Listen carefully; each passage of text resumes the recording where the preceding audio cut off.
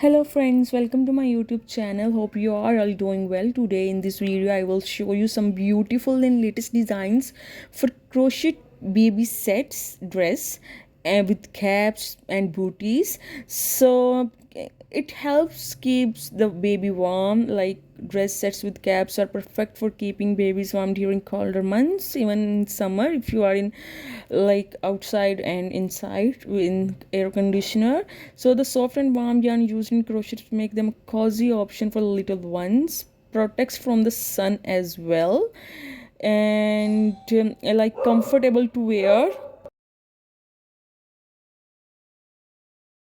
These dresses are really comfortable to wear and do not irritate the baby's skin, because baby skin are so sensitive in the starting age.